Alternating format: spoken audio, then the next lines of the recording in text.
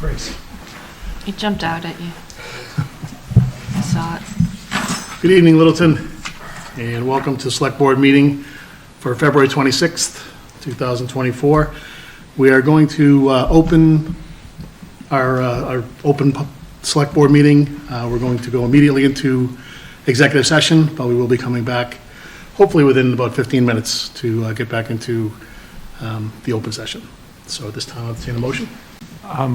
Move that the Select Board enter executive session number 1 under Mass General Law, Chapter 30A, Section 21A1, to discuss the reputation, character, physical condition, or mental health rather than professional competence of an individual, or discuss the discipline or dismissal of or complaints or charges brought against a public officer, employee, staff member, or individual, police department, and B, under Mass General Law, Chapter 38, 21A2, to conduct strategy and preparation for negotiations with non-union personnel, or to conduct collective bargaining sessions or contract negotiations with non-union personnel, police, fire, dispatch, public works unions, and interim fire chief.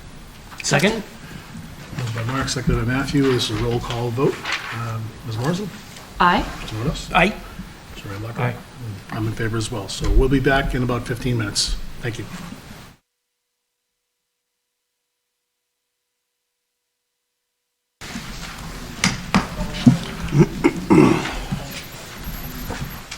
Thank you.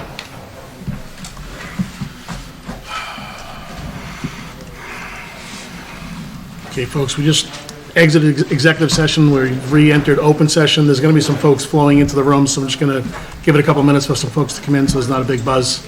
So just stand by.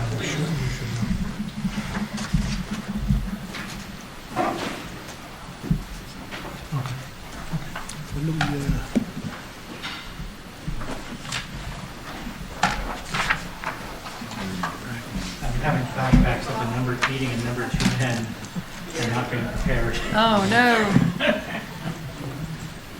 I had a pen when I left my car, but I didn't have a pen by the time I got Thank here. you.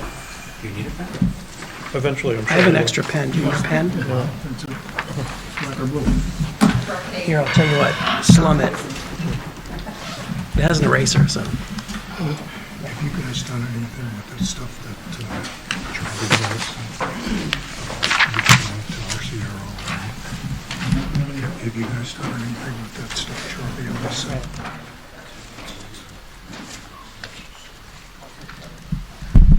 Do you want to, should I mention that?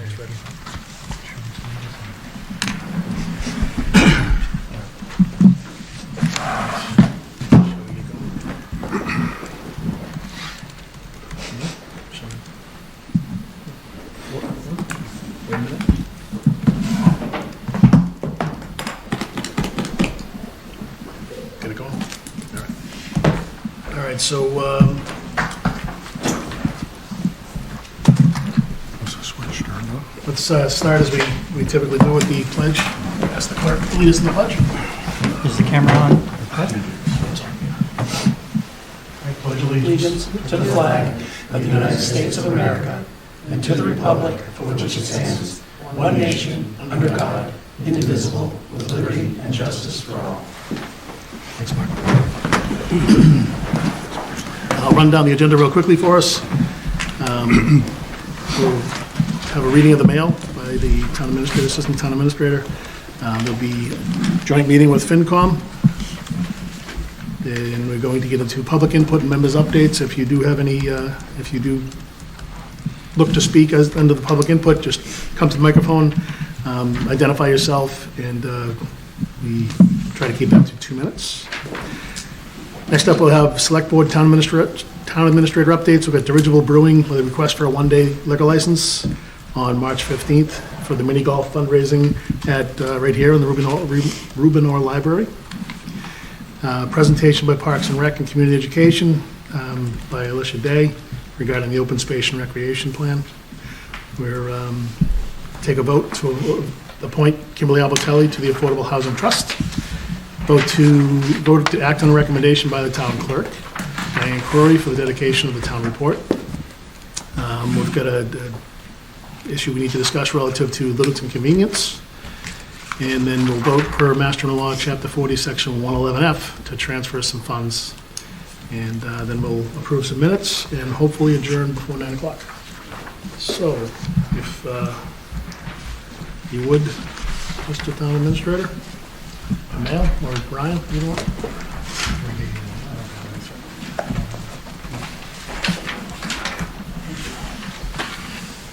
Thank you very much, Mr. Chairman and members of the Select Board. Want to remind everybody, we do have some current openings on various boards. We have the one for the Affordable Housing Trust, one with Clean Lakes Committee, one for the Economic Development Committee, one for the Permanent Municipal Building Committee, one for the Sustainability Committee, and 3 alternate for the Transportation Advisory Council. Also want to remind everybody that please sign up to receive public notifications from the town of Littleton, anything from public safety activity, the town meeting changes, the events, health concerns, transportation, community impacts. So please stay informed, www.littletonma.org/subscribe. Also would like to accept a gift acceptance form from Chief Matthew Penard. Name of party offering the gift is the Littleton Electric and Light Department. The amount of $10,000 needed for protective equipment upgrades. And we have a communication from Xfinity here, dated February 7th, pursuant to Mass General Laws, Chapter 166A. It's a Form 500, an annual notice filing. That's a copy of that. It contains information on customer video service-related issues in our community and how Comcast responded, including the time taken to resolve the complaints. So any municipal emergency trouble reporting procedures, there's a number that can be called at 1-877-359-1821. And that's it for the mail. Thank you. So we are, you guys in session? We are in session. Joint Planning Board, Finance Committee, sorry, what are we, Select Board? Select Board, Finance Committee, joint meeting to review and discuss updates to the fiscal 2025 budget, operating and capital, and hopefully come up with some next steps and tighten this up so that we can go into town meeting with a balanced budget. Before we start, I just want to introduce everybody to Mike Prue. He's taking Tyler's spot on the Finance Committee, School Committee appointee. Do we make him go to the podium and introduce himself and like do a whole Yeah, I have told him all this rookie stuff. hazing? Mike, how do you Welcome, pronounce your Mike. last name? Prue, Prue, like P-R-U? as if there's no L and no X. Oh, okay, there's a lot of silent words in your last name. Yes. Okay, all I've been right. dealing with it my whole life. Okay, all right. Okay. Welcome. So if I may? Please do. Wanted to keep both boards informed. I was having a conversation with Steve about this last week regarding where we are on the budget and wanted to provide folks with an update of where we are. Some of this is a bit of a recap, some of it's new information, but I've provided this in handouts for you here that we can basically going to go through it with the slides and just walk you through everything. So the first piece is an addition to OPEB of $464,269. That was based upon our February 2024 actuarial study. We were hoping that number might be lower, but basically they looked again at the number of parties who we had lined up, and this is the audit basically picked up more people, and with that, that's one of the primary reasons, as well as the discount rate went up a little bit too. I think, was it 6 to 6.5, Steve? I think It went down to 6. I'm sorry, it went down to 6, okay. Right, so that was a factor as well. So to offset that, we took a corresponding reduction to our extra contribution to our pension account. I would note that we're still making an extra contribution of $185,731 to our pension, but basically a reallocation among those two accounts based upon the needs that we have. Next item is an update, as I mentioned in our earlier joint sessions, on health insurance. We would be waiting for that update to come in. That update has come in. We've revised the projection based on our actual use and then the updated rates, and we think that this will be able to be a reduction of close to about 300,000, a little bit over. So, so that's sort of new news, and fortunate for us that that worked to our favor. So that's a new item. Excuse me, Ryan, so what is the increase? So the increase is about, percent? the increase is about 3.2% is what it is. Really? Only? Yeah, right. Well, you know, it's today we had our meeting with our Maya rep. We've had basically it's a combination of where the rate is and what our experience is as a client. And right now we've been trending pretty well. I think it looks like you know. It changes every year, but right now we're in a relatively good place with that. In this environment, that's really amazing. Yeah. I mean, I don't know if you've gotten your car insurance or house insurance bills lately, but they certainly are more than 2%. The range with the other communities under Maya was between 2.2% and 9.75 or something Right. like that. Yeah. Yep. So it was a huge gap. No, it's And the excellent average news, was but it's amazing. about 6.6%. So, but you know that can change. You have a few catastrophic injuries, whether that be from a dependent or not. It's you know we're we're subject to that. I will say that one thing that we really do benefit from Maya is that it's a group plan, and such that we share that risk among all the parties within the pool. So, you know, there are some parties that, you know, Jim mentioned that like the 9.9, you know, there were some that actually had, you know, would have, if given the full freight, much higher than that. So we're lucky because of the pool that they do try to control those costs for us. So, Thank you. sure. Moving along, Littleton Schools, that was when we had our meeting on 123, the joint meeting. Schools agreed to reduce their budget by $250,000, so we're making a presumption there that they're going to be moving forward with that. We also received on the revenue side an update on the state aid figures released by the governor's office, sometimes called House 1. And that we were making sort of a strong presumption based upon my conversations with the school superintendent in terms of what the Chapter 70 figures would be coming in at, and those figures really didn't change much at all. So we had to, that's something we had to correct and tweak down, reflecting the actual figures that we received. So, so that's, again, I think I talked to the FinCom and Select Board about that, but that's another adjustment we made. On this page, I wanted to talk a little bit about changes. These are also changes that we've made recently as it relates to revenue. So these are all decreases. You know, part of the approach to how we addressed the $3.3 million deficit that we started out with, we looked at basically increasing our revenue projections. And what this reflects is a few different line items, but us reducing those amounts and basically, you know, trying to create a little bit more space for us on the revenue side of things, and to do things that are a little bit more, be a little bit more cautious. You know, one of the things that we've heard loud and clear from, especially from the FinCom, is that the projections for the out years look like they're going to be a bit more challenging. And if you add up all of the revenue changes that we've made, inclusive of the $210,000 change on for the Chapter 78, that totals about $513,384. So we're trying to, again, sort of be a little bit more conservative with this than from the initial take. But I know that, again, FinCom in particular wanted to see some of that, and we think that's reflective in these changes.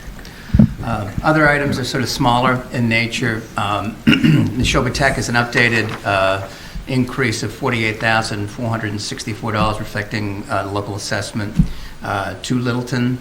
Conservation, we are proposing a $12,000 increase in hours for conservation. So what this would do, because we had a lot of conversations about this on our Saturday session. What we are proposing to do with the increase is that the initial budget included the conservation agent working 25 hours through February 2025 and working 40 hours for the remainder of the year. As a reminder, our current conservation agent is seeking to retire in February 2025, and that's a known thing now. And what we were proposing is the conservation agent will be working 40 hours through February 2025, but then the conservation agent, which is the higher of the two positions, would then just go and be 40 hours as a standalone. So we received some feedback from representatives from the Conservation Commission that they wanted to see a few more hours. So what this proposal would do is that the conservation agent will be working the same 25 hours through February 2025, and again moving up to 40 hours thereafter, same as the original proposal. The difference here with the assistant conservation agent is that the budget would be 32 hours through February 2025, which is a continuation, still working 40 hours, but the 8 hours would be picked up by Littleton Electric Light and Water Department, and then would be working 25 hours thereafter from March through June. So basically, they would essentially be getting a few more hours through this proposal, with us moving up and increasing the budget by about $12,050. And Light and Water's agreed to this. Through February, yeah. Okay. So, and we may be looking at that again when it comes in, if they want to continue that, if it's in their best interest to do that as well. I think the idea is that the assistant conservation agent would continue to support some of the work of the Clean Lakes group, and I think it's something that we all want to support in this instance. So it's an initial conversation with Amy. She hasn't run this past the other Conservation Commission members. She seemed satisfied within that, because that's the thing that they were most concerned about. And I think this will address that concern. So just to clarify, this is basically saying a 25 and a 40-hour position. Correct. Then going to a 40 and a 32. Or flipping. No. So what it would be, Mark, is that post when we're starting in March 2025, it would be 40 hours for the conservation agent, which is the higher level position, and then 25 hours. So we're just flipping the two. Pretty much. Okay. Yeah. So right. Okay. Okay. Next piece is an adjustment in hours for the Assistant Director of Elder and Human Services. This is just something we hadn't caught, and was brought to our attention by the director, from going from 0.8 to 1 FTE. That's about 10,000. In the library, when we calculated the salaries, for whatever reason, that particular department's salary calculations were off. There was an issue on our end that we're correcting. That's worth $8,270. Board of Health, the good news on that front is we've hired someone, but it's at a little higher level than what we anticipated in the budget. So that's about $9,000 to bring in the health director at a grade 16, step 6. This also presumes that the individual, as per our hiring policies, will not increase a step as of July 1. So they're going to be hired at 6, and they stay at 6 through the remainder of FY25. 16. What's that? 16. Grade, it's a 6, 6. grade 16, step 6, yeah. When are they starting, right? We are, I think we're just finalizing that, so we're hoping, still have to give notice, so hopefully within the month, I think is really, unless you... I heard at one point there was going to be on the 31st.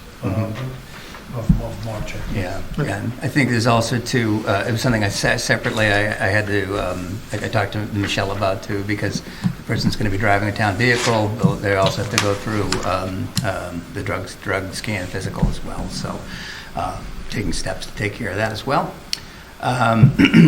Treasurer's office, about $3,700, reflecting the reclassification of the assistant treasurer collector and payroll manager to a grade 15. That was voted on recently by the select board, as well as another vote, current conservation agent, reclassifying to a grade 12, and that was, I think that vote was taken at the Saturday session by the board at that meeting. So basically, so when we add all of that up, that means our deficit right now we're looking at is $52,548. So we still have a little bit more work to do. If I could talk a little bit about some of the other variables that we're looking at. We know that the Historical Commission had come to us to ask for money for Patriots Days. Patriots Day, the 250th anniversary of Patriots Day. So due to Chuck's rather astute observation, we had Patriot Beverage coming before us on an HCA that they basically owed the town $20,000 for meeting, and they had met certain rank targets. And so $10,000 of that, the recommendation was that be applied to the Patriots Day celebration. So we probably will have to, at the town meeting, it comes in as general revenue, so we'll have to essentially assign it at the annual town meeting. Nagog Orchard, in the general conversation about what we could do, we have immediate needs there. That I think the recommendation was made by the Finance Committee to the ad hoc working group that they come before the Finance Committee to request a mid-year transfer in FY24 to take care of their needs. That would address FY24. I think there's maybe still some questions about what might be needed in FY25. So I know you mentioned there was a meeting coming up soon. So I'm sure that's part of that conversation as well in terms of what you'd need. Excuse me, any progress being made on how much you think you might be coming forward with? At this point, we're just... In terms of the long-term numbers for FY25, I don't think we're going to have a real good idea about that until we get the RFI responses back and know what direction we're heading in terms of the use of the orchard overall. I thought there were some short-term issues that you felt you needed to take care of, and that's what we were sort of thinking about. The short term was what you're transfer. recommending for a reserve fund transfer. Yeah. Okay. The long term, really, there's a lot of variables, including what the use of the orchard is. I'm more concerned about the short term and when you'll be coming for the reserve fund transfer and how much it's likely to be. That's all. The long term is what it is. I mean, it's going to be bigger than the bread box, so Yeah. we're all going to have to wrestle with that one. But Well, I know, I think we identified about $35,000, more or less. It looks like maybe the RFP money won't be as much. There's repairs to the buildings and mowing are the two big ones primarily. Littleton Water Department's helping us out with the wells for free, which is nice, so we're trying to negotiate all the freebies we can for you. But The in the 35 is looking Yeah. But consistent. Yeah, okay. in the next month No or big so, changes. Yeah, Yeah. I'd say. Okay. Well, and the mowing will start in, what, May? Okay. Probably. good. Yeah. Okay, thank I you. think the RFP numbers will be, in a couple of weeks, we'll have a better idea about those. Yeah, Great. and Karen and Matthew, correct me if I'm wrong, but I think it's this week. I think it's by Friday at 5 is when the request for March information. RFIs are Yeah. due back. So if we could maybe have a conversation afterwards as to how you want to handle that. We're ready for them, that they're going to be coming in, we got the box set aside and everything. But in terms of if you're going to be meeting to know what, how you want those distributed, et cetera, everything on that end. So maybe just let me know how you want to do that. Yep, So, talk. Okay. Next piece, we had talked a lot on our Saturday session about a grant writer, and then we had a follow-up update provided. So one of the thoughts that we had was where that there's also a lot of organizations that provide these services, and we're also trying to identify where strategically we should be hitting, maybe in seeking those grants, that maybe thinking about bringing in a strategic partner who does this on a regular basis. There may be some benefits on that front. And so one of the things we would suggest is consider potentially using an allocation from free cash to kickstart this process, to begin to think in those terms. And we'll talk about that in the next slide. Next piece is free cash sheet. So this is just some of our calculations that we have to do as we finalize, get things ready for the end, and where those baseline calculations are in terms of making baseline contributions to different accounts. We still have to do that, so that may have some implications. As many of you know, our interim fire chief is looking to retire. In the next month, we have to hire a new fire chief. We don't know what that salary will be in terms of benefits and other add-ons, so there could be a financial impact on that. And finally, liability insurance. What I talked about earlier was medical insurance. We also pay a lot for liability insurance, which is, insuring all of our facilities, vehicles, etc. That update should be coming in by the end of March, and we may have, that's going to also impact things as well. Maybe to our benefit. Our hope would be similar to the health insurance, that would be a plus for us. So those are other variables that at least that I would put out there, that next sort of things that we're looking at. And then turning over onto the capital side of things, the town had received a loan forgiveness on our Clean Water Trust loans. So it's a 10% forgiveness, and that benefits all of the users of the sewer system. So as a result of that, that Steve came in and we did the calculation, and it looks like we can reduce our obligation there by about $100,000. So in doing that, that frees up essentially, our proposal was that the $825,000 would be funded entirely through our remaining ARPA funds. So if we don't need to use $100,000 in ARPA funds, then we could reallocate that ARPA money for other uses. And we're proposing that it be used is for the school HVAC unit replacement. So what this does is essentially say that we're going to spend another $100,000 in ARPA funding on the school HVAC units, and essentially free up $100,000 in free cash. So if we have $100,000 in free cash, where would we be spending it? So first piece is for the cemetery. When we initially went through in our capital plan, there was a $30,000 request for administrative building conditions assessment. I think we originally proposed that be paid from the perpetual care fund, but in doing some more research on that, perpetual care fund really at the cemetery really can only be used for cutting the lawns, really basic things, because just basic maintenance of the grounds, not to be put toward the building. So that's a correction on our end. So we'd recommend that as a potential place. Excuse me, Brenda, I understand the distinction of it being, quote, an administration building. Mm-hmm. But that building actually houses the cremains of quite a number of people. And there's one whole large wall. I don't know how many spaces are in it, but could that building be redefined not as an administration building, but actually, and I don't know what the term is, it's not a crematorium, but where you house the cremated remains. Would it then be available to use the perpetual care funds? The remains are either on the ground or they're in the building.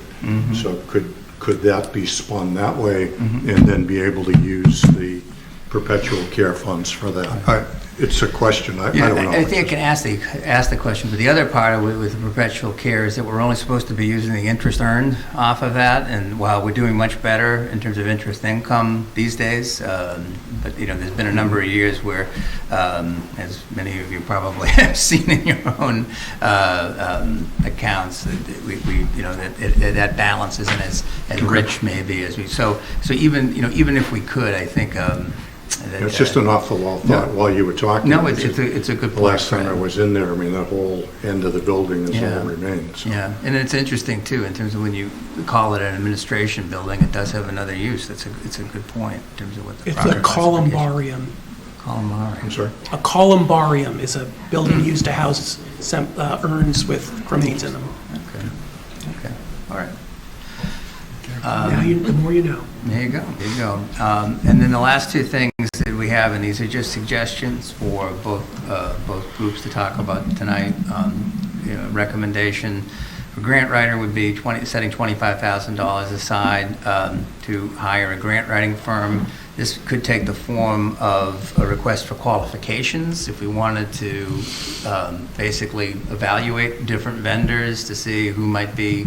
You know, we're putting this out, we have the option of choosing a vendor that meets our particular needs, or a request for proposals where we say, you know, we have 25,000 available, you know, with certain goals for us. And I think maybe, you know, qualifications may be a better approach here, because you know, we are trying to not only determine what we'd be eligible for, but, you know, we're also trying to figure out, you know, what are we, you know, a community of our size and orientation, you know, what we'd be best suited to actually successfully apply for these grants as well. So there's a number of factors that have to come into play, but this could give us a way to sort of jumpstart that process and begin us down that road.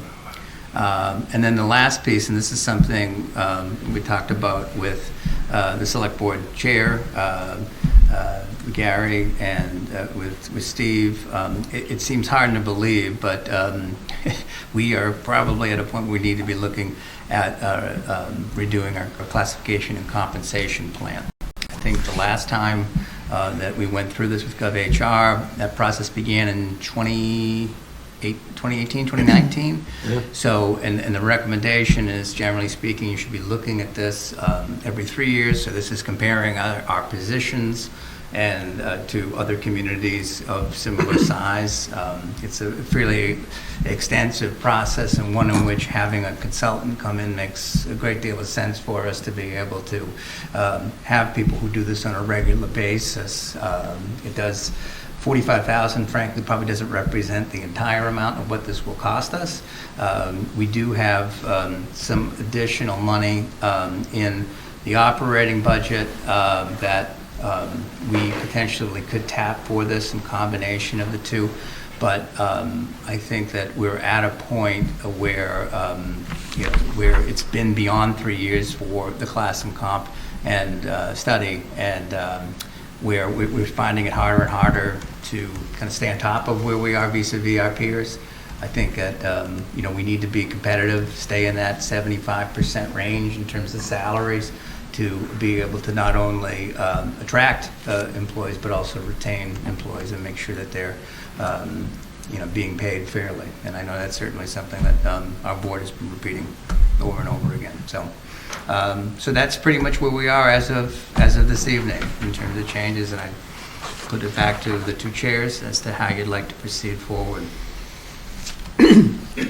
As long as we have this slide up, how's the select board? I know there was some people on the board that was looking for a permanent hire in the grant writer. Is this a good alternative? Is this? I think so. I think any step in that direction is a good one. Good. And I also think this will probably help us figure out whether or not it's going to make us money in the long term. It's going to be a sensible thing to spend money on. I hope. I would agree with that. So, Mark, you good? I would prefer hiring someone, but I think this is a reasonable compromise for a year. But I think long-term, I think it will be an employee. But this is a good, like you said, this is a good way to feel it out, make sure there's stuff there that we're missing. I think the devil's in the details on how this will actually work, right? On how we get them the right things how we get them involved in the right projects to figure out where there is money. So, Yeah, I think that's probably the first order of business would be Yeah. identification of what we should be focusing on. I think that's really one of Right. the aspects of it is, based on their experience, just even doing a general search, there's actually, a number of firms that provide this type of guidance to municipalities. And where they're already the subject experts, understanding, it's sort of like mining for gold, right? You want to go to the places where the geologist would tell you that you'd have logical, Right. Opportunities to, based on the information that comes back as to where we could be successful. I kind of think of that, that's a bit of where this journey is. And working with them and saying, okay, it's this amount of effort to get maybe this a benefit, and it's going to be an iterative process, but I think understanding that question about where we would be best suited to go for, I think is excellent, excellent way to start. Gone, we good with consult? I have a question. I just don't understand what the $25,000 to request qualifications, what does that mean? Right. So there's different ways that anything that is over $10,000, because this would be would probably be a 30B bid under Massachusetts General Law. So you could do it.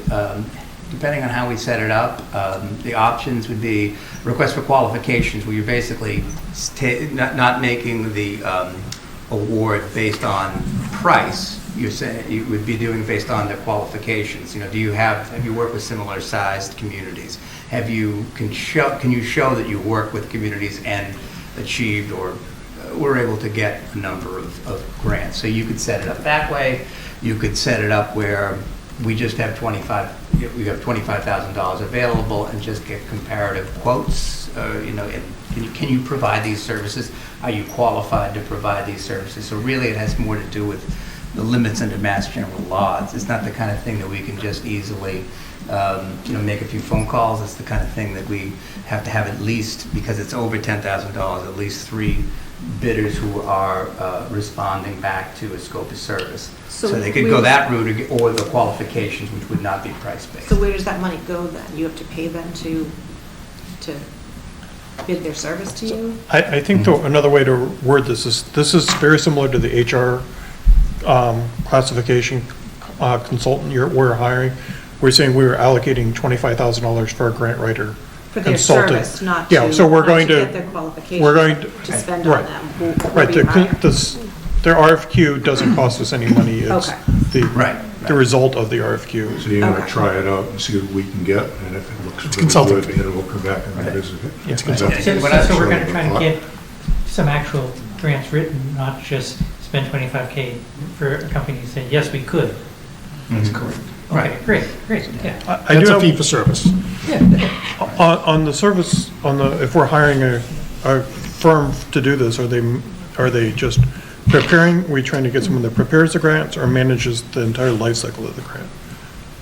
Well, I mean, I think ultimately it would be, once they're identified, to prepare the grant, and depending on the complexity of monitoring it and reporting requirements, we can make that an in-house decision at the time of the application. Okay. And even so, too, whoever with the application, they're going to have to come back to, depending on what they pick, are they going to need assistance from, DPW? Will they need assistance from the fire department? Depending on whatever grants they go for and partnering with them. So.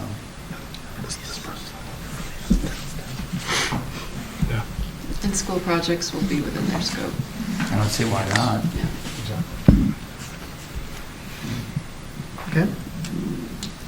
The classification study, I know when the 3 of us talked, Gary, you and I, and Bill was there too, Bill Schmidt from the Personnel Committee. They were comfortable with the grading piece that we have, so we wouldn't be paying for that on the compensation plan. we're basically paying for the salary survey piece. Mhm. So the 45,000 may be Maybe. plenty for this, I would think. So we'll see how it goes, but Yeah, okay. we'll check when Gary gets back. But I think they were comfortable with the scoring piece of the Yeah, puzzle. if that isn't on the table, then that will save some money. Okay. Operating budget, 52,000 deficit. Things that Ryan went through, conservation, So- is that good? So I Sorry, have a Mike. question on the last part there, the grade 11 to grade 12 compensation for the conservation agent. You budgeted 13, does that reflect the 40 hours or the 25 hours or Yeah, some I think combination? I probably, it's a good point. I was actually, as I was writing that down, I'm like, I bet Mark's going to ask me this question, and lo and behold, that happened. So I can look at that again. I can tell you what it is, because I was there. Okay. It was Amy, for the time that Amy's there, and in the 12,000 that's there, is the new person at the same grade that Amy's going to be at, only at a step 3 instead. Okay. So that doesn't, so we would have enough Yes. with these adjustments then? to cover So it. the two numbers together are, The total impact for conservation. okay. Thank you. So on conservation, the 12,000, that proposal, if I recall right, came from conservation. That was one of the scenarios that I they, believe so, right. And essentially, it keeps them whole, if not with a little bit more flexibility. I think it's a good alternative for them. It's everybody else, okay? I'm okay with it. So I wound up with still two-person department, the agent at 40 hours, and the assistant at 25. Correct, yeah, and I will put out the caveat, and to be fair to Amy, I just ran this past her, today, and she's like, I think that's consistent with what the Conservation Commission wants, but she still wanted the opportunity to go back to them, but I think this is a, gesture of good faith to that end. Okay. It was one of the scenarios. Oh, yeah, it was scenario 1 we were looking at, yeah. Mhm. So everybody's good with conservation? Okay. The others we already talked about. The revenue changes. So there's a 303 in revenue. So we had increased the revenue forecast by like $700,000 or so. Just the impact of that is free cash down the road. So local receipts, this for Mike, because he's new. Local receipts are a big component of how we generate free cash, and free cash is used for capital. So by upping those revenue estimates, we impact free cash down the road.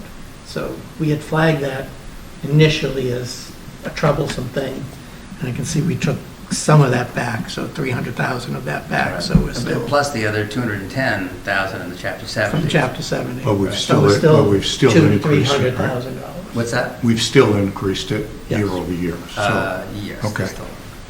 I think the net is about Yeah. 200,000 to 300,000. I mean, is that based on modeling and is real, or is that a wild guess, that increase? The revenue on the Chapter 7. The revenue increase? The revenue we decreased is increased. Right, I'm saying, is the increase you ended up on the result of some intelligent modeling, or is it a wild guess? I think it's still very conservative. It's Still more conservative? Conservative. Okay. It's less conservative than we usually would have been. Okay, Thank you. So it still will have an impact 2 years from now. Sure. For free cash. okay. So we need everybody to go out and buy a new car, so Yep. we get more excise excise. tax. I'm on it. Then that was one of the things we took down was excise tax. So in Ryan's estimate, he estimated $1.7 million as the receipts for the year. And this year, actuals that we're going to be sending out in March is $1.6 million. So that 100,000 down is a good thing that we did. Basically. And is every year we're just going to say, gosh, I wish Amazon would declare the right number of vehicles? Well, I think we provided that update. I mean, they weren't that far off from I think, Chuck had asked about that. I think we provided that in our, so. At the last meeting, I forget the number was, Yeah, but we did yeah. go back and check. Right, They do we have did. vehicles. Yeah. Are they all the vehicles that they use? I couldn't tell you. A lot of out-of-state leases. And Matty, to your point too, I think the building permits, we had been talking with Michael down at in the building department, and, he's seeing a little bit of a decrease, certainly post-COVID, in terms of the amount of permits that they're pulling. Is it materially concerning? But no, but I think being a little more conservative in that That's, front. as long as you're being conservative, I think that's fine. So if I recall correctly in the budget, as far as adds to staff, the ones that we did not talk about just yet is the second police officer.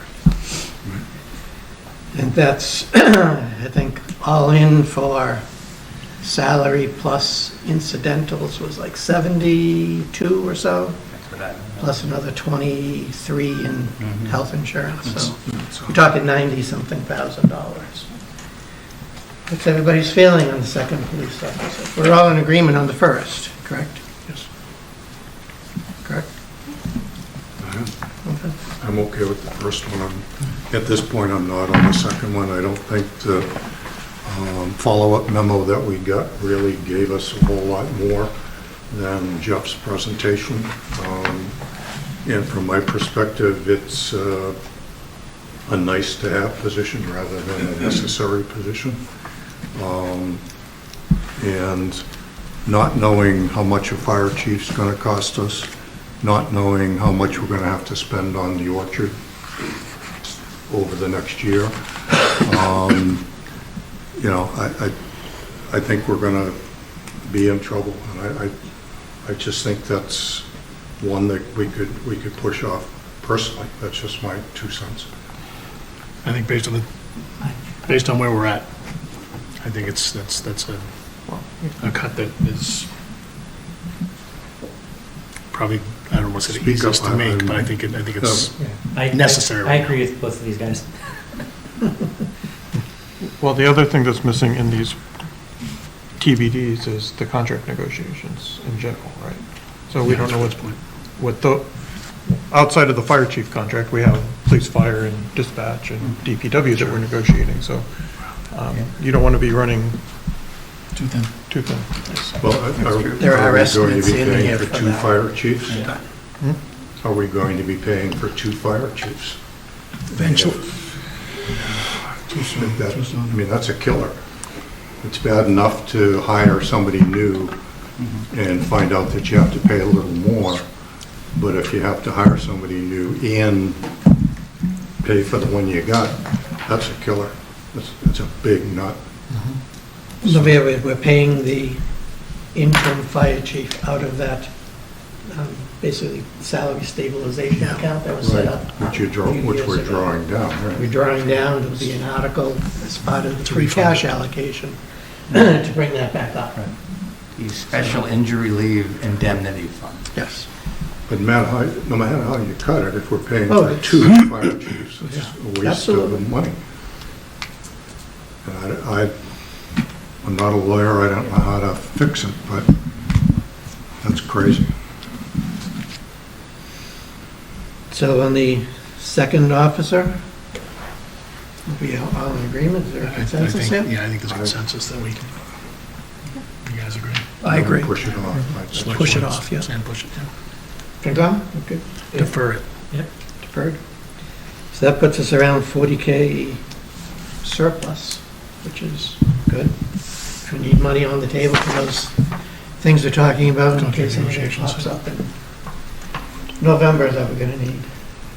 So, Or, Hope that that's enough. well, yeah, Yeah.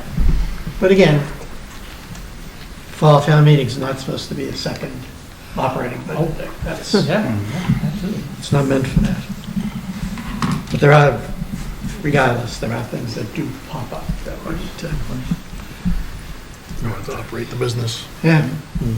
And so with that said, I think I've been given guidance that's helpful. I'll keep both FinCom and Select Board updated as these other updates come in. But right now, with that change, we're to the positive. So, would you talk to Matt about that, or do you want me to call him, or what would you like? We take can, it. we can skip it. Call him too. Good? Great. Anything else? Where did you hear? I think we're good. I think we are. Nothing else to... Nope, that's good. I appreciate it. Thank you. It's helpful. Thank you. So next up, the warrant closes when? We start, we're going to go through many of the articles next, at our next meeting, which is March 11th. And I think the close, I don't have the specific date in front of me, but 26th? I think it's the 26th, yeah. I think it is, yeah. Do you So, want us here for that 11th meeting to go through the articles? Potentially, yes. We It's can- gonna be- we it's can gonna be start to, financials, so yeah. But yeah, we'll be in contact and we'll figure out, have to figure out how much we're going to have for that meeting to begin to go through it. But yeah, that's the next step in this process. 26th. 26th. I think so. And if I could ask, the town administrator, we had, at the last joint meeting, I think you had agreed to ask the PMBC to come talk to us in the pretty short term on what the prices might look like for the Indian Hill Reservation. Actually, Brian, I think what we had said was that if you wanted to attend the PMBC meetings, wherever the appointments, we didn't commit to bringing them here. So what we did say was that I will tell you they are meeting Wednesday night, and we're going to be talking about that. So if you or anyone else in the Finance Committee is interested, please. Okay, I believe we said that, and then we said, wouldn't it be simpler for them to be brought here? I mean, I can go look at the meeting recording, but I was pretty I'm darn not sure I heard that. trying to disagree. I'm just saying that there's a meeting on Wednesday, and if anybody's interested, they can, go. I don't think they're at a point of having a budget for Indian Hill Right. yet. And remember too, Brian, we're going out to bid based on the scope of work. So what they're working on, what they're going to be discussing on Wednesday night is what the scope of work should look like. And then we'll, per the request of the Finance Committee, the idea is for the annual town meeting, that you'll have bids in hand, and then town meeting, Finance Committee, Select Board, and town meeting will have the option to all opine on, with the bids in hand, what the amount will be. Right, but we're trying to avoid a repeat of what happened a year ago, and I'm concerned that we are going to repeat what happened a year ago, that our board didn't see the scope of work until 20 minutes before town meeting. So What you saw I want was to the know when- budget. Wait, if I can finish my sentence, Okay. that would be great. Just once. I would like to know when we expect to see the scope of work. I'd say again, attend the meeting on Wednesday, and you'll see what that is. We're still working on it, Brian, so. I was at the last PMBC meeting. They don't have a scope of work defined yet. I believe they are trying to get it for this week, but Right. Okay. I don't know if Yeah. it's this week or the following meeting, so. The architect has had meetings with Park and Rec and schools about their needs again. On site. Oh, yeah, exactly, separately. Okay? Motion to adjourn. Do I have one? Do I have a second? Second. All in favor? Thank you, Mr. Chair.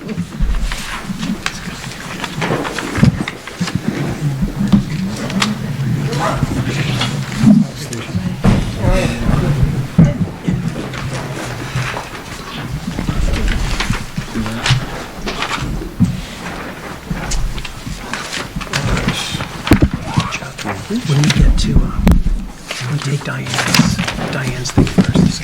Yeah, okay.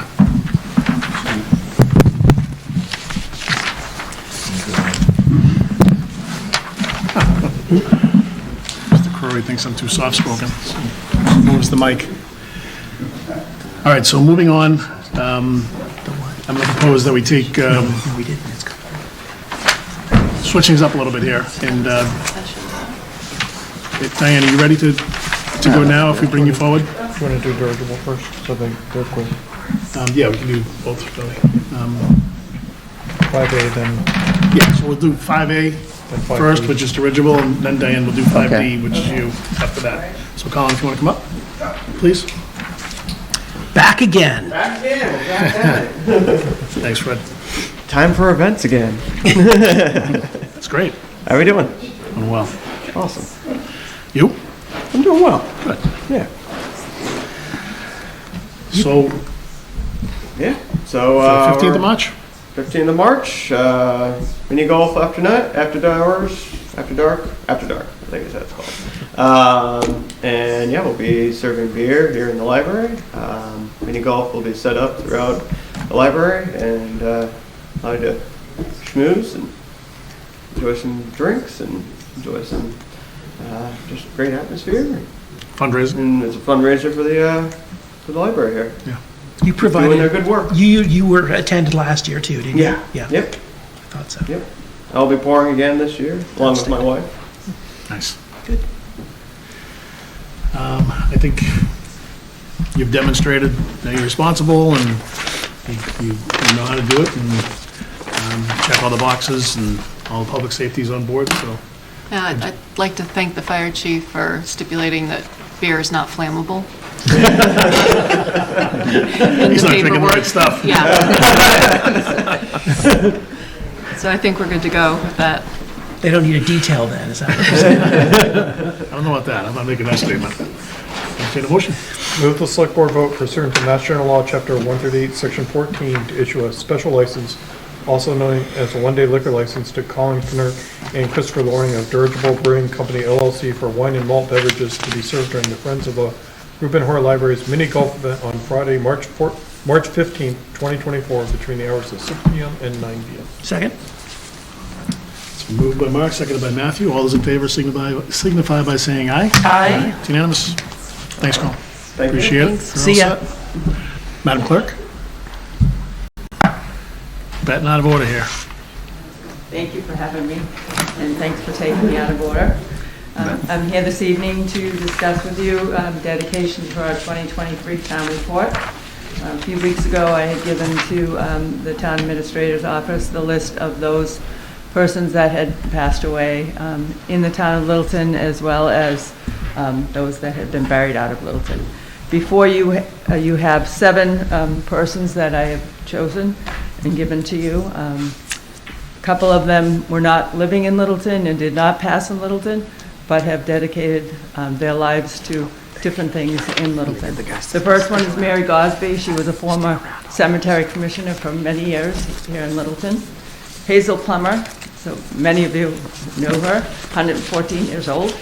The Littleton's oldest resident, Massachusetts' oldest resident, and 6th oldest resident, oldest person in the world. Matthew King, Matthew Bernard. Matthew King, former police chief, went through the ranks. Richard Montminy, he's one of the persons who was not living in Littleton, but was a former select board member. Mary Catalanato, she was a COA member for almost 20 years. Leo Foley, great school teacher, musician, and had an impact on many students in the town of Littleton. And Paul Fitzpatrick, 18 years Council on Aging, and he started, was one of the few people that started ice hockey, for Littleton youth hockey. So those are the members that I came up with. It's entirely your choice, but those are the, and I'm not sure if you were able to, read the other names, and there may be some that you've thought of, and but that's my list, and I'm sticking to it. But yeah. Dan, thank you for doing this. Yeah, sure. I mean, We do you've this got, every year, and, it's difficult because I'm sure there are many others that, people are thinking that they possibly should be on here as well, but we do a lot of research to come up with these names, to see what they've done, for the town, and they've dedicated a lot of their life to the residents. and your institutional knowledge helps us a lot, you know, and knowing what these folks have contributed to our community. So it's very much appreciated. I don't have as much institutional knowledge, but looking through the unfortunately long list, I didn't see any names that stuck out that I thought should be added, or I don't see any of these names that should be omitted or taken. I don't have any adjustments to this list. Okay, so I would say what you presented is, we're okay with that.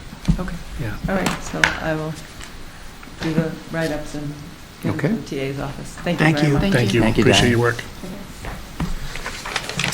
All right. Go back to public input. Is there anybody that wants to offer public input? Oh, okay, we go to member updates. We're right down the line. You want to start? You want me to start, Mark?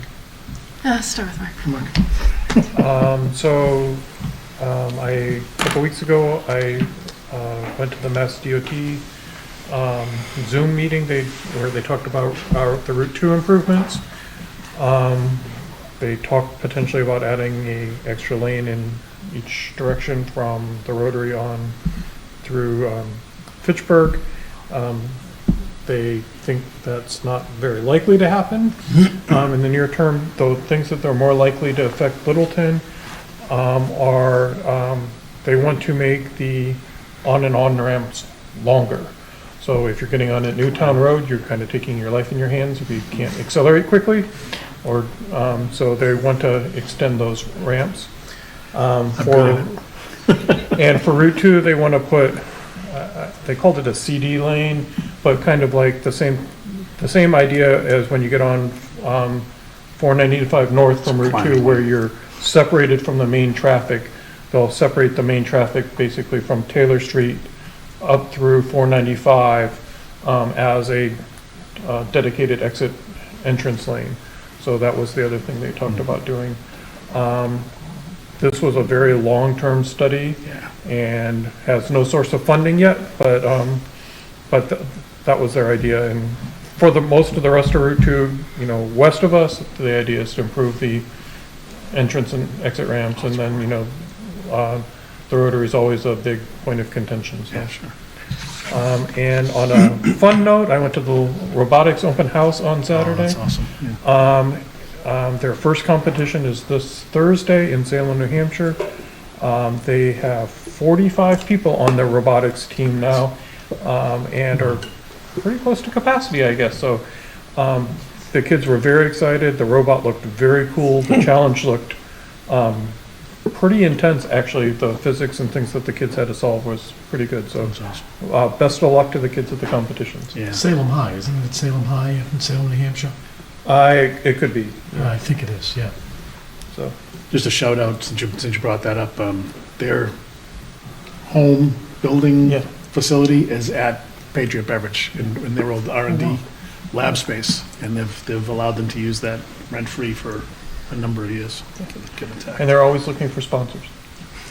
Absolutely, yeah. And they do take donations as well. There is a 501c3 set up for them. Awesome, thanks, Mark. Matthew? The Nagog Hill Orchard Working Group has been talking a lot about the future of the orchard, and we all believe that there's very likely going to be a town meeting vote in the fall of one type or another, depending on approving a lease or if we decide to sell some parcels of it. And we would very much like to make sure that the voters understand what we've been working on. So after talking about a bunch of different approaches, we thought that one of the best things we could do is to do a short presentation on the floor of town meeting without an article attached, like 2 minutes long, explaining where we're at, what we thought about, and and just sort of, you know, socializing the idea that we may very well come back in the fall and say, we believe we should lease to this person, or we believe we should actually sell this land, and here's why. Matthew, you'd have the reports at the beginning of the meeting. It would probably be a perfect opportunity to use that time to give the update. Everybody's there, present, and paying attention in the beginning. At the Kind of like the reports. Master Plan Implementation Committee. Yeah. So I assume we would need to ask Tim if we can do it, Yeah, but, right. you know, we can make it very brief, and I Yeah. just think it would be a And two, I think, the reason Tim had it more, it was the special, I think so I think he'd be more open-minded in the annual, Okay. so I don't think, Okay. that, especially to a subject as important as that, it Okay. would be, right, I think that, with a special, he just wanted to go through things a little quicker. This, I don't think there'd be a problem. And then do we have the latitude to put whatever we want into the report? If we wanted to write up a few paragraphs about what we've been doing, would that go in? I didn't know if there was... That's another separate question. I don't necessarily see why we couldn't, because it's a bit of an advertisement, goes to everybody in town, so... I don't know if there's any precedent for We that. could probably do that. Yeah. I think you just make sure it's run by us, right? Yeah, of course, yeah. Yeah. But I mean, let me And the know. committee, yeah. Let me know if we can do that, and Okay. and we'll draft something. Okay, yeah. I mean, if you think about it, we do a report from the Finance Committee and Yeah. something like that. Yeah, that should be okay. And then I don't know. I think did we update on the open house day we had at our last meeting? Okay. We did, the last meeting. That's all I have. Just from, I don't cut you off, but from an update perspective, and we just talked about Indian Hill and how much that's going to cost. If we do have anything that, whether it's PNBC or one of us, an update on the senior center, maybe the Shattuck Street neighbors are wondering what's going to happen with Shattuck Street. Are we going to change the traffic flow, that kind of thing. So if we do have anything, if we could, kind of put a bookmark in Tim's agenda, just to allow us for just a couple of quick hits, because there's only so many times when you have that much of a captive audience. I mean, I'm sure there's hundreds watching us at home right now. Dozens. But just kind of keep those in mind. That it might be an opportunity for us to get some word out there as well. Sorry. So, yeah, the orchard was my big update. Shade Tree, I'll be attending my first Shade Tree meeting. That's on Wednesday. Shade Tree, PNBC, and the orchard all meet on Wednesdays, so it's a bit of a juggling act, but I'm looking forward to that. The Shade Tree Committee does seem to, from what I understand, is entertaining and drafting a bylaw that they're working on, and so I'm looking forward to understanding more about that, and I'll be able to report back at our next meeting. Great. I miss Gary. Is that the update? Yeah, that's it. It's a lot of work being the chair. So I'm excited that the EDC is starting to be built out. So hopefully we can, I was talking to some folks earlier in the end of last week, I guess it was, about Ivan Pagasic and Greg Champney, who had formerly been on the EDC, and we've never really had a good charge for the EDC. So talking to them and some members of the EDC, I'm excited to hopefully take it to the next level and try to implement some things that some other communities are doing with their economic development committees.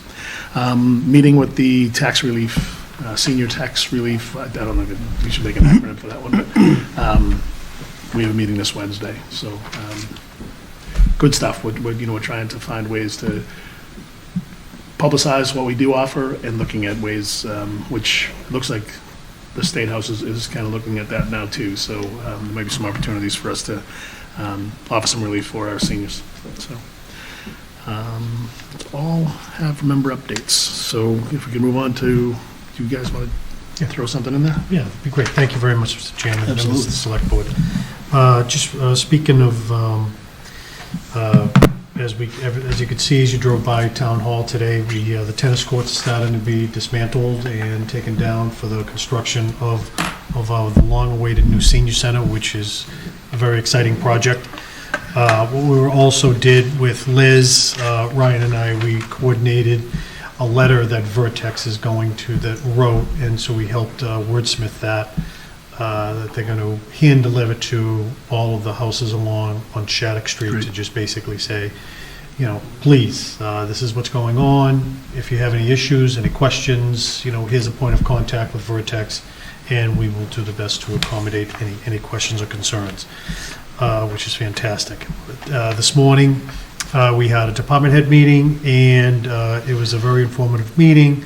And one thing that through the message from the select board that has been said to me, that we have relayed the message that you have said, that we want to make sure that employees with have all the proper training.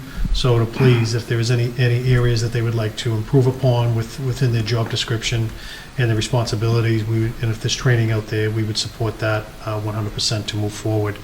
And they appreciated that message from the select board. We talked about the health director starting in the very near future. This week, facilities director interviews have started. Today was the first one, and I believe the last one is going to convene on Friday. There's a total, I believe, of 5 individuals that are being interviewed. And so that is being moved along very, very well. We also have, I will be talking this week with the sustainability grant individual, that consultant that does that. I am going to share with him some of the very impressive projects we've done through sustainability, renewable energy, and maybe have a continuing conversation of next steps on how they could be of service to the town and where their services would be needed in that environment. We had, through the direction of the select boards, specifically with select person Morrison, Karen Morrison, newspaper. So what we're trying to do is we had a working meeting this afternoon with members of the team from various. We had Sam at the library, we had Parks and Rec, we had IT, and we had Mark Quarry. We had a good host of people that had a lot of great input. So there's some, but it's going to be a continued work in progress as we try and coordinate what is the best thing for us to propose to the select board to notify the residents of ongoing things. I will tell you, one of the things that if it's done on a monthly newspaper, and one of the things that Selectwoman Morrison wanted, she wanted both hybrid of digital and paper. So which is perfect. It's really going to be a matter of how we're going to get that information out there, because in order for it to be a paper, we have to send it to the printer 2 weeks before the month that it goes out. So we have the news. We send it for the March 1st newsletter. You have to get it to them by February 15th, and by the time people get the actual newsletter, then it could be old news, or it could have changed, or something to that effect. So we're trying to work some of those, the bugs we're working through. A lot of great ideas going around the table, so I'll report back on next steps, and maybe a component we do stuff in-house. So we'll keep everyone apprised. And kudos to the fire department. The deputy chief, Coffey, was awarded a grant, a fire department grant for $18,800, and I believe it was for strapping, and which is for them to do rescues. And they so congratulations to them. And of a total of $20,000, they got $18,800 out of it. So in the lieu of time, I'll hold off on a few other things, but to move on. But that's it for now. Thanks, John. Just one thing to keep in mind, I say it almost any opportunity I get, is Neshoba Valley Tech has a technical program for communications and media. So I am sure there might even be some students at Middleton High School that, do they even have a newspaper at the high school? They do. Is there one at the high school? Yep. It's on, I think it's exclusively online, though. I don't know. Probably, I don't think they just print it. I haven't I think we had a reporter coming. Yeah, we had a reporter coming to They our. covered Detailing the our last- meetings for a while. I just haven't seen anything in a while. Yeah, so, not on it. I don't know, there just might be an opportunity This to time. incorporate. All right. No, thank you. Something like that. That's a great point. Great. So, next up, Alicia, you ready? Actually, you know what, before we do you, I'm sorry to do this. Pete's been waiting here patiently, and we're just doing an appointment for Kim. I assume you here for Kim? For the appointment? I'm not, no, I'm here. All right, then stay here. Alicia, you can come.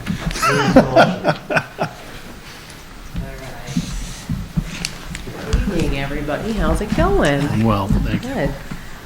I'm like, you can come up here with me if you want. You're the chair. Okay, so we were asked to put together just some update where we're at. I mean, well, we're finished, but just to give an overview of the open space and recreation plan. So I definitely wanted to put this up here because we've had an amazing crew of people and representing so many different boards and towns. And honestly, it's been an honor. It's been really great to have this experience with everybody. So thanks to everybody up there on the board for their commitment and being part of this project for the last year. So, yeah. Flown by. What's that? It has Flown flown by. That is true.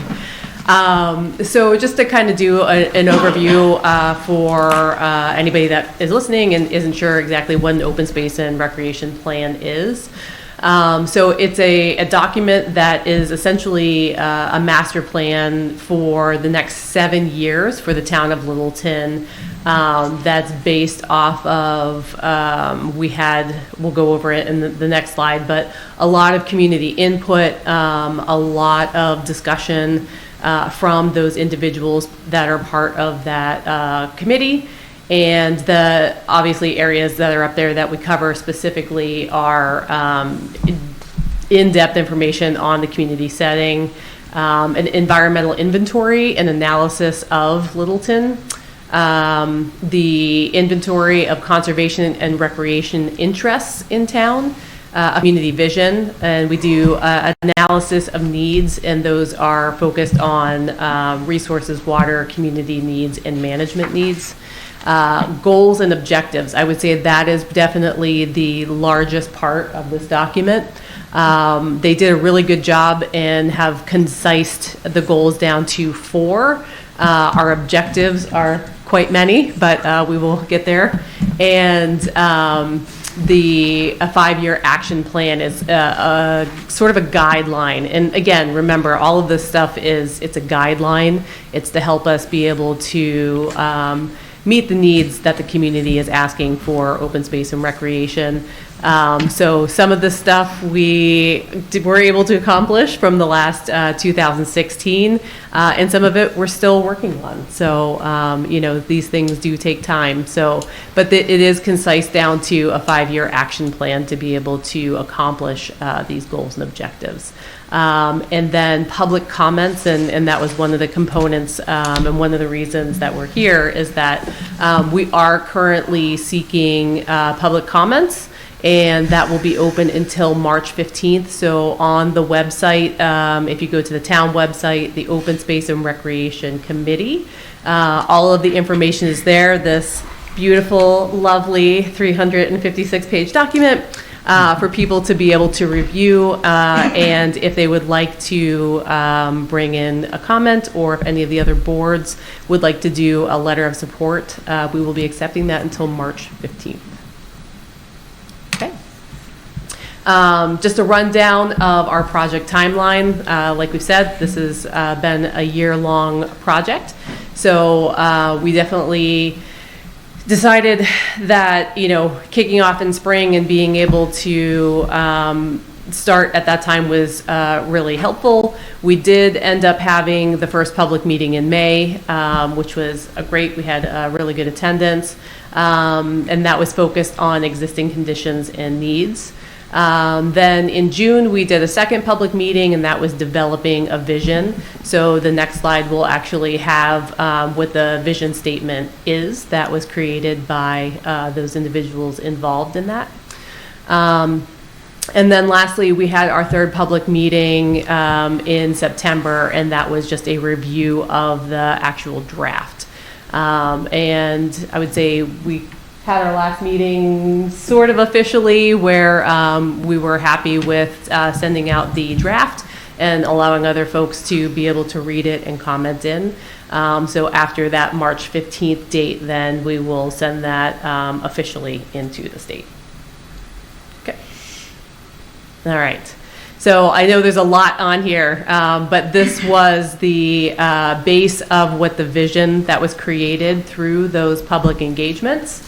So with this, I think it's probably best to just kind of read it. I know I'm not big on reading from slides, but I think this would be really helpful.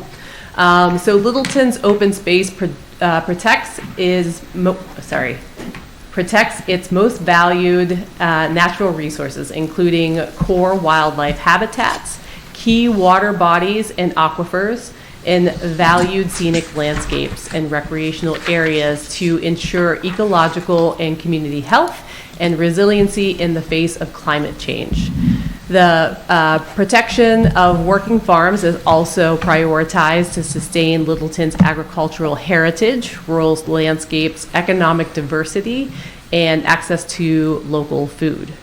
Littleton meets community needs for recreation, health, and youth development by providing athletic fields, playgrounds, and facilities and inclusive programs for all ages and abilities. Equity and access guide the planning of recreational resources, and every neighborhood has a nearby park, trail, or recreational area. Safe and comfortable bicycle and pedestrian connections provide access to destinations such as schools, shopping centers, and conservation areas, while boating facilities provide access to the Great Ponds. Town-owned trails and recreation facilities are designed to meet all physical needs and abilities. Maintenance and stewardship of Littleton's natural, cultural, agricultural, and recreational resources ensure their ability to meet the needs of future populations, while land use policies coordinate population growth with conservation. Residents are actively involved in guiding Littleton's stewardship and celebration of its most valued community assets. So I think that does a really good job of surmising what we're looking for the future vision of Littleton. So these are the main goals that we came through over this process of the year. So the very first goal is to protect 30% of Littleton's open space and preserve important natural and cultural landscapes in Littleton to preserve and enhance water quality. This was something we saw that came up in conversations time and time again. So this is definitely the number one goal out of this project. So 2, to provide passive and active recreation opportunities and enhance connectivity to promote community health and environmental sustainability for all Littleton residents. A lot of the suggestion as far as connectivity goes comes from the Bicycle and Pedestrian Committee put together a really amazing report. So a lot of that was interpreted into the maps that we had. And will be represented on those objectives later on. Number 3, promote responsible and active stewardship of Littleton's natural, cultural, and recreational resources to ensure the town's ability to respond to climate change and meet the needs of future populations. And then the last one, 4, to deepen the public awareness and engagement with open space and recreational goals and to promote community resilience. So those are the goals that we have. I'm not going to go through each of the individual objectives, but I did want to put them up so you could see that there are quite a few under each of the goals. So if you want to kind of go through those, Ryan, that would be great. So a lot of these have alphabetical order, A through G. I don't think they're in any specific importance. It's just, you have to put them somewhere. So with these specific objectives, they have individual committees and other suggested departments that should be involved with being able to establish the action items to be able to move forward with these specific items. So if you want to switch to the next one, so goal 2.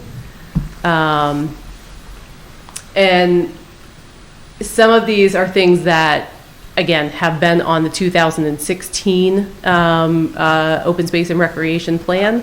And these are, there's a lot of the stuff that is new coming into this new report.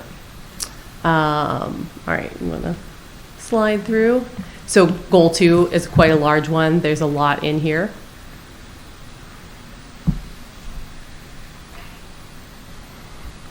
You can Go. keep going. Okay. Yeah. Okay. I just wanted to kind of show, like, Yeah. all of the different things that we have on here. So if you get an opportunity to go through and actually look at the plan itself, this is a great place to kind of start and take a look at the items that are in here as far as the objectives go. It's something that, you know, we spent a lot of time really thinking, how can we accomplish these goals? And there has been a lot of input, not only from the committee, but also from the public as well. You can keep going. So 3, still more.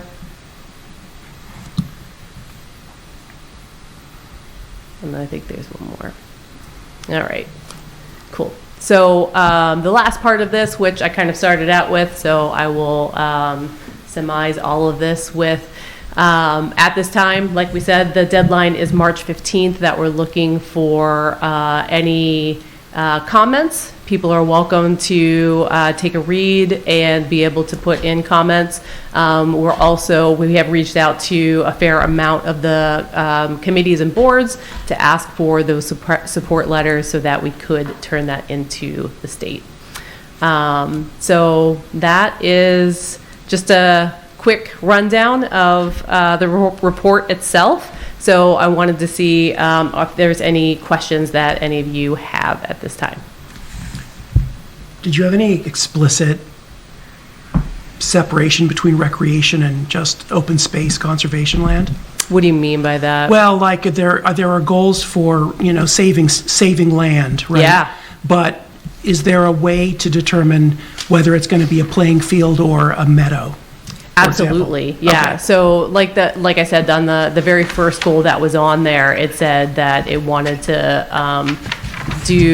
save 30%, right?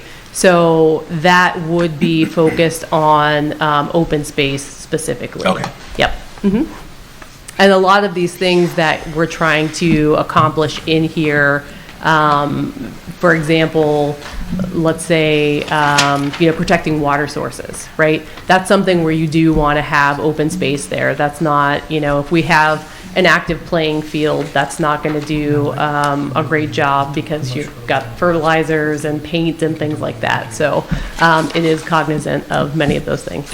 Yeah. Do you have a Mad Libs letter of support for organizations? That is a really great suggestion. I don't, but I certainly will. If you could post that alongside, then it would be easier for Okay. organizations rather than Yeah. trying to come up with their own. Yeah, thank you. Appreciate that. They can make it their own, as they see Yeah, fit. I like the Mad Libs reference. All right, any feedback, questions beyond that? Thank you for all the hard work. I know this is a it's- long process. It was. You want to say anything? I would just echo everything that Alicia said and thank her for this lovely presentation tonight and all the hard work that she's put in and all the town staff. I mean, this has been a huge Yeah. process, a huge project, and the town's really going to benefit from it, from grants that we receive and the guidance. So thank you. Thank you very Thanks much. very much. Yeah, no problem. All right, thank you. Thank you. Thanks, everybody.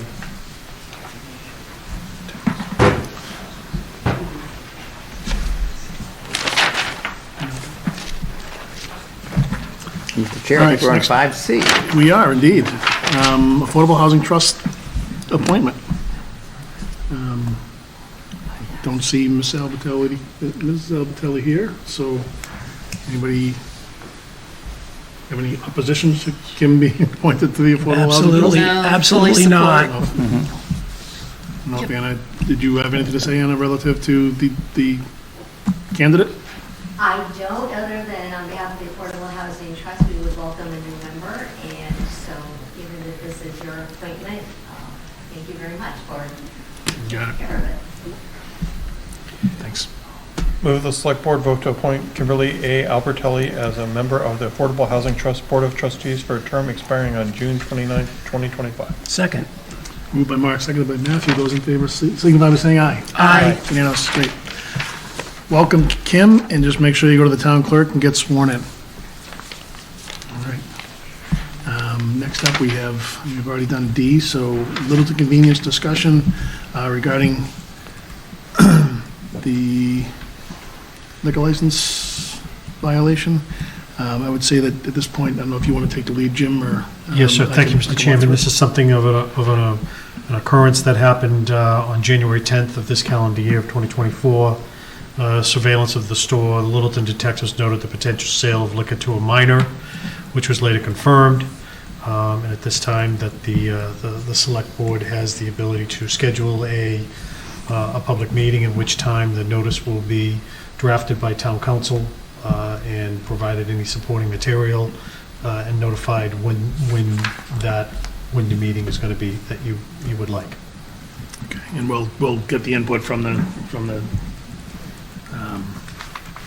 the owner of Littleton. Exactly. That Yeah, gives so we just that gives the reschedule the hearing opportunity with to- their input, give them an opportunity to be heard. Exactly. And then then the board would impose a penalty appropriate to As the seen offense. fit, yep. Okay. Any further discussion about that? No. Okay. All right. Sounds good. So we will in fact schedule a hearing, essentially. Right. Would you like to, would you like You want to, identify a date now, or would you prefer to do that at a later meeting? Sooner the better, I think. Yeah. Agreed. Okay. You want to do it at your next meeting? Yeah, Yeah. we could. On the 11th, is that? Yeah, let's Yes, sir. talk about it. Okay. what are we looking at? At our next meeting? At the 11th, on the 11th? Were you saying that we had kind of a full schedule on the 11th? Not necessarily, no. Okay. Yeah. Yeah, so we could, do we have anything for executive session for the 11th? Other than the standard items that we've been talking about, updates on the union negotiations. Okay. Would we handle this in executive session? No, No. No, Okay. no, yeah, it'd be a public Okay. hearing. Right. Yeah. So probably like 7:30 or something? Yeah, probably 7:30. Sure. Then, yeah. Okay. That way, if we have an executive session that goes long, Yeah, we're covered. All right, so on the 11th at 7:30, we'll have a hearing. Okay.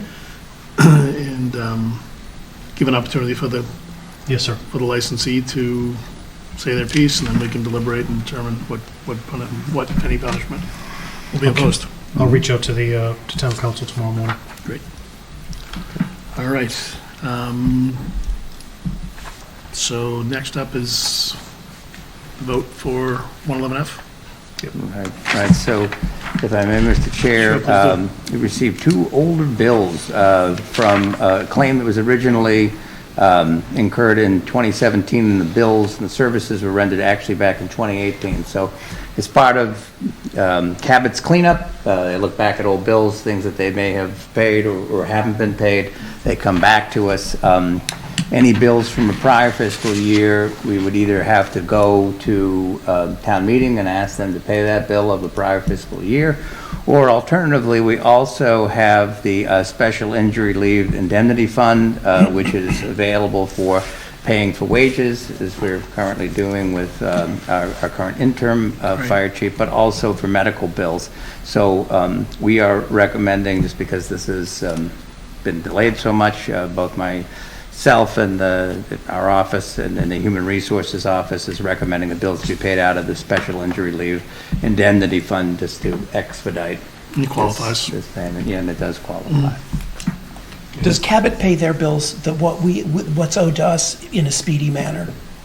Typically, yes. Okay, all right then. Then I have no objection to paying it out of the reserve fund. Okay. I was just trying to understand, did they bill us late, or did we just not pay our So bill these are for a while? So these are actually bills from a separate group. This is the Mass General Physicians Org. So it was actually, I think, a pass-through for Cabot. So these are bills that were received after the fact, and they've already paid out the maximum amount on the claim. So these are over and above, and they're an obligation to town. If they keep on giving. And there's no requirement that these bills come to us in a timely manner? This was 6 years ago that the services were rendered. You know, it's still, I mean, we could fight it, but it just, whether it's the response, whether it's Cabot's fault for getting it to us late, or the physicians group for getting too late. You're right, it's been certainly a long delay, but considering the small amount that we're talking about here, it was just, in thinking about different ways to pay it, we thought it'd be better to go to the board than having to go to town meeting. Does this happen a lot? For these particular bills, not that I'm aware of. No. Okay. I've never seen one before. I mean, I'm okay doing it this time. I would say if they keep sending us 6-year-old bills, we need to, If it's we need it's to a start practice having that needs to a be, longer right. discussion about it. Yeah. Agreed. So my only question is, can we pay this directly, or does this also need to go through the finance committee? We can pay it directly. We're asking for authorization because it's a transfer from the fund. So we did something similar when we had asked for the authorization to pay the interim fire chief's account. So this is a select board. You're up. Vote pursuant to Mass General Law, Chapter 41, Section 111F, to transfer $518.32 from Special Injury Leave Indemnity Fund for the payment of expenses to Mass General Physicians Org for medical bills associated with a 111F claim. Second? Moved by Mark, seconded by Matthew. All those in favor signify by saying aye. Aye. It's unanimous. Great. Thank you very much. I think the only item we have open is minutes. Okay. I didn't see anything. No corrections from me. I don't have any red ink. You good? Yeah, no, I didn't have anything either. Move the select board vote to approve the meeting minutes from the select board retreat on January 26, 2024, the joint select board finance committee meeting on February 3rd, 2024, and the select board meeting on February 12th, 2024. Second? Moved by Mark, seconded by Matthew. All those in favor signify by saying aye. Aye. Aye, it's unanimous. You do it. You've made all the motions tonight. Let's not break the streak. Move to adjourn the February 26, 2024 Littleton Select Board meeting at 8:25 PM. Second? Second. You gonna give it to Karen now? No, said it first. no, that's I no was going to, but I was consistency. like, you know what? You just threw it up to Mark. Moved by Mark, seconded by Matthew, with a close third by Karen. All those in favor signify by saying aye. Aye. Folks, we'll be back on the 11th. Thanks. Good night, Littleton.